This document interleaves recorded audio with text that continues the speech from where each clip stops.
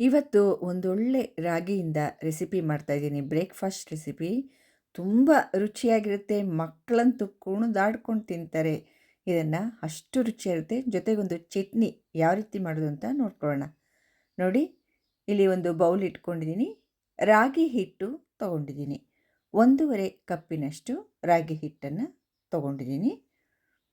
ಅದಕ್ಕೆ ನೋಡಿ, ಇದು ಮಜ್ಜಿಗೆ ಹಾಕ್ಕೊಳ್ತಾ ಇದ್ದೀನಿ. 1 ಕಪ್ಪು ಮಜ್ಜಿಗೆ ಹಾಕ್ಕೊಳ್ತಾ ಇದ್ದೀನಿ. ತುಂಬ ತೆಳು ಮಜ್ಜಿಗೆ ಆದರೆ ನೀವು 3 ಕಪ್ ಹಾಕ್ಕೊಳ್ಳಿ.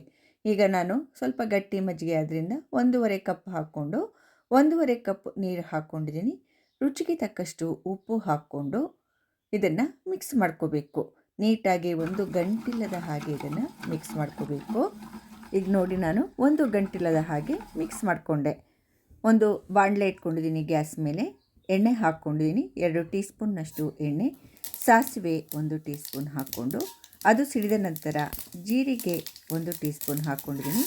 ಕಡಲೆಬೇಳೆ 2 ಟೀ ಸ್ಪೂನಿನಷ್ಟು ಹಾಕ್ಕೊಂಡಿದ್ದೀನಿ. ಕಡಲೆಬೇಳೆ ಕೆಂಪಗಾಗುವವರೆಗೆ ಸ್ವಲ್ಪ ಹೊತ್ತು ಹುರ್ಕೋಬೇಕು. ಸ್ವಲ್ಪ ನೋಡಿ, ಈ ರೀತಿಯಾಗಿ ಕೆಂಪಗಾದ ಮೇಲೆ ತುರಿದ ಶುಂಠಿ 1 ಸ್ಪೂನು, ಹಸಿರು ಮೆಣಸಿನ್ಕಾಯಿ 2, ಕರಿಬೇವು ಸ್ವಲ್ಪ ಸಣ್ಣದಾಗಿ ಕಟ್ ಮಾಡಿ ಹಾಕಿದ್ದೀನಿ. ಇದೆಲ್ಲ ಹಾಕಿ ಹಸಿ ವಾಸನೆ ಹೋಗೋವರೆಗೆ ಫ್ರೈ ಮಾಡ್ಕೊಳ್ತಾ ಇದ್ದೀನಿ. ಎಳ್ಳು ಹಾಕ್ಕೊಳ್ತಾ ಇದ್ದೀನಿ. ಇದು ಆಪ್ಷನಲ್ಲು, ಇದ್ದರೆ ಹಾಕ್ಕೊಳ್ಳಿ, ಇಲ್ಲಾಂದರೆ ಬೇಡ. 1 ಸ್ಪೂನ್ನಷ್ಟು ಎಳ್ಳು ಹಾಕ್ಕೊಂಡು ಅದನ್ನು ಸ್ವಲ್ಪ ಹೊತ್ತು ಹುರ್ಕೊಂಡ್ಬಿಟ್ಟು ಆಮೇಲೆ ನಾವು ಮಾಡ್ಕೊಂಡಂತಹ ಮಿಶ್ರಣನ ಹಾಕ್ಕೊಳ್ತಾ ಇದ್ದೀನಿ. ರಾಗಿ ಹಿಟ್ಟಿನ ಮಿಶ್ರಣ.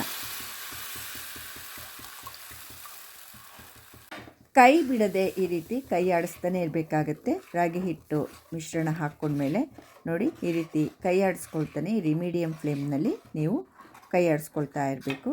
ಕ್ರಮೇಣ ಇದು ಗಟ್ಟಿ ಆಗ್ತಾ ಹೋಗುತ್ತೆ. ನೋಡಿ, ಈ ರೀತಿಯಾಗಿ ಗಟ್ಟಿ ಆಗ್ತಾ ಹೋಗುತ್ತೆ. ನೋಡಿ, ಯಾವ ರೀತಿ ಮಿಕ್ಸ್ ಮಾಡ್ಕೊಳ್ತಾನೇ ಇರಬೇಕು.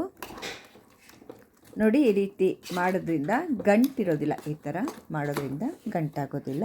ಹೀಗೆ ಮಾಡ್ತಾ ನೀವು ಮಿಕ್ಸ್ ಮಾಡ್ಕೊಳ್ತಾ ಇರಿ. ನೋಡಿ, ಗಟ್ಟಿ ಆಗ್ತಾ ಬಂತು. ಎಷ್ಟು ಗಟ್ಟಿ ಆಯಿತು ನೋಡಿ. ಹೀಗೆ ಮಾಡ್ಕೊಳ್ತಾ ಇರಬೇಕು. ಇದಕ್ಕೆ ಸ್ವಲ್ಪ ಕಾಯಿ ತುರಿ ಹಾಗೂ ಕೊತ್ತಂಬರಿ ಸೊಪ್ಪನ್ನು ಹಾಕ್ಕೊಳ್ತಾ ಇದ್ದೀನಿ. ಕಾಯಿ ತುರಿ ಹಾಕೋದ್ರಿಂದ ಸ್ವಲ್ಪ ಎಕ್ಸ್ಟ್ರಾ ಟೇಸ್ಟ್ ಸಿಗುತ್ತೆ. ಎಣ್ಣೆ 1 ಟೇಬಲ್ ಸ್ಪೂನ್ನಷ್ಟು ಹಾಕಿದ್ದೀನಿ. ಎಣ್ಣೆ ಅಥವಾ ತುಪ್ಪ ಕೂಡ ನೀವು ಹಾಕ್ಕೋಬೋದು. ಎಣ್ಣೆ ಬದಲಾಗಿ ತುಪ್ಪ ಕೂಡ ಹಾಕ್ಕೋಬೋದು. ಎಲ್ಲ ಮಿಕ್ಸ್ ಮಾಡ್ಕೊಳ್ತಾ ಇದ್ದೀನಿ. ನೋಡಿ, ಕ್ರಮೇಣ ಇದು ತಳ ಬಿಡಬೇಕು. ಈ ರೀತಿಯಾಗಿ ನೋಡಿ, ಕೆಳಗಡೆ ತಳ ಬಿಡ್ತಾ ಇದೆ ಅಲ್ವಾ, ಆ ರೀತಿ ತಳ ಬಿಡಬೇಕು. ನೋಡಿ, ಆಗ ಬೆಂದಿದೆ ಅಂತ ಅರ್ಥ. ಆ ರೀತಿ ಆದಾಗ ಮತ್ತೆ ಸ್ವಲ್ಪ ಹೊತ್ತು ಈ ರೀತಿಯಾಗಿ ಕೈ ಆಡಿಸ್ಕೊಳ್ತಾ ಇದ್ದೀನಿ. ಚೆನ್ನಾಗಿ ಬೆಂದಿದೆ ಇವಾಗ ಇದು. ನೋಡಿ, ಕೈಗೆ ಸ್ವಲ್ಪ ನೀರು ಕೈ ಮಾಡ್ಕೊಂಬಿಟ್ಟು ಈ ರೀತಿ ಮಾಡಿದ್ರೆ ಅಂಟೋದಿಲ್ಲ. ಆಗ ಬೆಂದಿದೆ ಅಂತ ಅರ್ಥ. ಒಂದು ಹೋಲಿರೋ ಪಾತ್ರೆಗೆ ಎಣ್ಣೆನ ಸವರ್ಕೊಳ್ತಾ ಇದ್ದೀನಿ. ನೋಡಿ, ಇದನ್ನು ಬೇರೆ ತಟ್ಟೆಗೆ ಹಾಕ್ಕೊಂಡಿದ್ದೆ ರಾಗಿ ಮಿಶ್ರಣನ.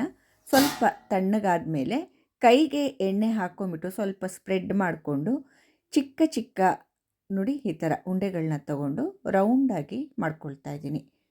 ನೀವು ಯಾವ ಶೇಪ್ ಬೇಕಾದರೂ ಮಾಡ್ಕೋಬೋದು. ರೌಂಡ್ ಅಥವಾ ಓವೆಲ್ ಶೇಪ್ ಯಾವ ರೀತಿನಾದರೂ ಮಾಡ್ಕೋಬೋದು. ನಿಮ್ಮ ಮಕ್ಕಳಿಗೆ ಯಾವುದು ಇಷ್ಟ ಆಗುತ್ತೋ ಆ ಥರ ಮಾಡ್ಕೋಬೋದು. ನೋಡಿ, ಹೀಗೆ ಮಾಡಿಕೊಂಡು ಇಟ್ಕೊಳ್ತಾ ಇದ್ದೀನಿ. ಈ ತಿಂಡಿ ಚಿಕ್ಕವರಿಂದ ಹಿಡಿದು ದೊಡ್ಡವರವರೆಗೂ ತುಂಬ ಆರೋಗ್ಯಕ್ಕೆ ಒಳ್ಳೆಯದು. ಹೀಗೆ ಎಲ್ಲ ಉಂಡೆಗಳನ್ನು ಮಾಡಿ ಇಟ್ಕೊಂಡಿದ್ದೀನಿ. ಇದನ್ನು ಇವಾಗ ಹಬೆಯಲ್ಲಿ ಬೇಯಿಸ್ಕೋಬೇಕಾಗತ್ತೆ. ಒಂದು ಬಾಣಲೆಗೆ ನೀರು ಹಾಕಿಬಿಟ್ಟು ಅದ್ರ ಮೇಲ್ಗಡೆ ರಿಂಗಿಟ್ಟು ನಿಂಬೆಹಣ್ಣಿನ ಸಿಪ್ಪೆ ಕೂಡ ಹಾಕಿದ್ದೀನಿ. ಅದು ಕಪ್ಪಾಗಬಾರ್ದು ಅಂತ ಬಾಣಲೆ. ನೋಡಿ, ಆಮೇಲೆ ನಾನು ಈ ರಾಗಿ ಉಂಡೆಗಳನ್ನ, ರಾಗಿ ಬಾಲ್ಸ್ನ ಇಟ್ಬಿಟ್ಟು ಅದ್ರ ಮೇಲೆ ಒಂದು ಮುಚ್ಚಳ ಮುಚ್ಚಿದ್ದೀನಿ. 15 ನಿಮಿಷಗಳ ತನಕ ಇದನ್ನು ಬೇಯಿಸ್ಕೋಬೇಕಾಗತ್ತೆ. ಇಡ್ಲಿ ಪಾತ್ರೆಯಲ್ಲಿ ಕೂಡ ಇದನ್ನು ಬೇಯಿಸ್ಕೋಬೋದು. ಮಾಮೂಲಿ ಇಡ್ಲಿ ಪ್ಲೇಟ್ಸ್ಗೆ ಇಟ್ಬಿಟ್ಟು ಅದನ್ನು ಇಡ್ಲಿ ಪಾತ್ರೆಯಲ್ಲಿಟ್ಟು ಬೇಯಿಸ್ಕೋಬೋದು.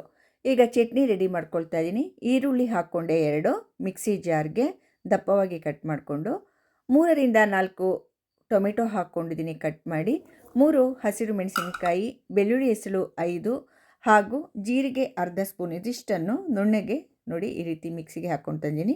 ಸ್ವಲ್ಪ ತರಿಯಾಗಿದ್ದರೂ ನಡೆಯುತ್ತೆ. ಬೆಳ್ಳುಳ್ಳಿ ತಿನ್ನಲ್ಲ ಅನ್ನೋರು ಹಾಕೋದಿಕ್ಕೆ ಹೋಗಬೇಡಿ.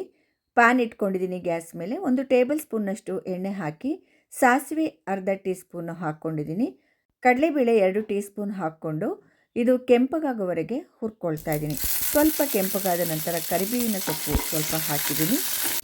ಆಮೇಲೆ ನಾವು ಮಾಡ್ಕೊಂಡಂತಹ ಈ ಮಿಶ್ರಣನ ಹಾಕ್ಕೊಳ್ತಾ ಇದ್ದೀನಿ. ಟೊಮೆಟೊ ಹಣ್ಣಿನ ಚಟ್ನಿ ಹಾಕ್ಕೊಂಡಿದ್ದೀನಿ. ಸ್ವಲ್ಪ ನೀರು ಕೂಡ ಹಾಕ್ಕೊಂಡೆ. ಈಗ ನೋಡಿ, ಅರಿಶಿಣದ ಪುಡಿ ಅರ್ಧ ಸ್ಪೂನು, ಉಪ್ಪು ರುಚಿಗೆ ತಕ್ಕಷ್ಟು ಹಾಕ್ಕೊಂಡು ಮಿಕ್ಸ್ ಮಾಡ್ಕೋಬೇಕು. ಇದನ್ನು ಚೆನ್ನಾಗಿ ಈ ರೀತಿ ಮಿಕ್ಸ್ ಮಾಡ್ಕೋಬೇಕು. ನಾವು ಹಸಿಯಾಗಿ ಎಲ್ಲ ಹಾಕಿರೋದ್ರಿಂದ ಒಗ್ಗರಣೆಯಲ್ಲಿ ಇದನ್ನು ಸ್ವಲ್ಪ ಹೊತ್ತು ಮಾಗಿಸ್ಕೋಬೇಕಾಗತ್ತೆ. ಕೊನೆಯಲ್ಲಿ ಸ್ವಲ್ಪ ಕಾಯಿ ತುರಿ ಹಾಗೂ ಕೊತ್ತಂಬರಿ ಸೊಪ್ಪು ಹಾಕಿದ್ದೀನಿ. ಕಾಯಿ ತುರಿ ಆಪ್ಷನಲ್ಲು, ಹಾಕದೇ ಇದ್ದರೂ ಈ ಚಟ್ನಿ ತುಂಬ ಚೆನ್ನಾಗಿರುತ್ತೆ. ಸ್ವಲ್ಪ ಹೊತ್ತು ಈ ರೀತಿ ಎಲ್ಲ ಮಾಗಿಸ್ಕೋಬೇಕು. ಸ್ವಲ್ಪ ಹೊತ್ತು ಕುದ್ದ ನಂತರ ಈ ಚಟ್ನಿ ರೆಡಿಯಾಗುತ್ತೆ. ತುಂಬ ರುಚಿಯಾಗಿರುತ್ತೆ. ಎಲ್ಲದಕ್ಕೂ ಇದು ಆಗುತ್ತೆ, ರೊಟ್ಟಿ ಚಪಾತಿ ಎಲ್ಲದಕ್ಕೂ ಆಗುತ್ತೆ, ಅನ್ನಕ್ಕೆ ಎಲ್ಲ. ಈಗ ನೋಡಿ, ಇದು ಬೆಂದಿದೆ. ರಾಗಿ ತಿಂಡಿ ಈಗ ಬೆಂದಿದೆ. ರಾಗಿ ಬಾಲ್ಸ್ ಅಂತ ಕರೆಯೋಣ, ಏನಂತ ಕರೆಯೋದು ಇದಕ್ಕೆ ನೋಡಿ, ಎಷ್ಟೊಂದು ಚೆನ್ನಾಗಿ ಕಾಣಿಸ್ತಿದೆ ಅಂತ. ಸ್ವಲ್ಪ ಹೊತ್ತು ಹೀಗೆ ಮಾಡಿದ್ರೆ ಅದೆಲ್ಲ ಒಂಥರ ಬಿಟ್ಕೊಳ್ಳುತ್ತೆ. ನೋಡಿ, ಒಂದಕ್ಕೊಂದಿದು ಅಂಟೋದಿಲ್ಲ. ನೋಡಿ ಎಷ್ಟೊಂದು ಸಾಫ್ಟಾಗಿದೆ ಅಂತ. ಸ್ವಲ್ಪ ತಣ್ಣಗಾಗ್ಬಿಟ್ರಂತೂ ಇದು ಒಂದಕ್ಕೊಂದು ಅಂಟೋದೇ ಇಲ್ಲ. ನಾನಿಲ್ಲಿ ಸರ್ವ್ ಮಾಡಿದ್ದೀನಿ ನೋಡಿ, ಎರಡರ ಕಾಂಬಿನೇಷನ್ ಸೂಪರ್ ಆಗಿರುತ್ತೆ. ನೀವು ಲಂಚ್ ಬಾಕ್ಸಿಗೆ ಕೂಡ ಇದನ್ನು ಕೊಟ್ಕೊಳಿಸ್ಬೋದು. ಸಂಜೆವರೆಗೂ ಇದನ್ನು ನಾವು ತಿನ್ಬೋದು. ಅಷ್ಟೊಂದು ರುಚಿಯಾಗಿರುತ್ತೆ ಇದು. ಎಷ್ಟೊಂದು ಸಾಫ್ಟಾಗಿದೆ ನೋಡಿ. ಈ ಚಟ್ನಿ ಜೊತೆಗಂತೂ ತುಂಬ ರುಚಿಯಾಗಿರುತ್ತೆ. ನೀವು ಈ ಚಟ್ನಿ ಅಂತಲೇ ಇಲ್ಲ, ಮಾಮೂಲಿ ಕಾಯಿ ಚಟ್ನಿ ಅಥವಾ ಸಾಗು ಯಾವುದ್ರ ಜೊತೆನೂ ಇದು ತುಂಬ ಚೆನ್ನಾಗಿ ಹೊಂದ್ಕೊಳ್ಳುತ್ತೆ. ಈ ರೆಸಿಪಿ ತುಂಬ ಇಷ್ಟ ಆಗಿದೆ ಅಂದ್ಕೊಂಡಿದ್ದೀನಿ. ದಯವಿಟ್ಟು ನನ್ನ ಚಾನಲ್ಗೆ ಸಬ್ಸ್ಕ್ರೈಬ್ ಆಗೋದನ್ನು ಖಂಡಿತವಾಗಿ ಯಾರೂ ಮರಿಬೇಡಿ. ಲೈಕ್ ಮಾಡಿ, ಶೇರ್ ಮಾಡಿ ಹಾಗೂ ಕಮೆಂಟ್ಸ್ ಮೂಲಕ ತಿಳಿಸಿ ಅಂತ ಹೇಳ್ತಾ ಎಲ್ಲರಿಗೂ ನನ್ನ ಧನ್ಯವಾದಗಳು. ಮುಂದಿನ ರೆಸಿಪಿಯೊಂದಿಗೆ ಮತ್ತೆ ಸಿಗ್ತೇನೆ. ನಮಸ್ಕಾರ.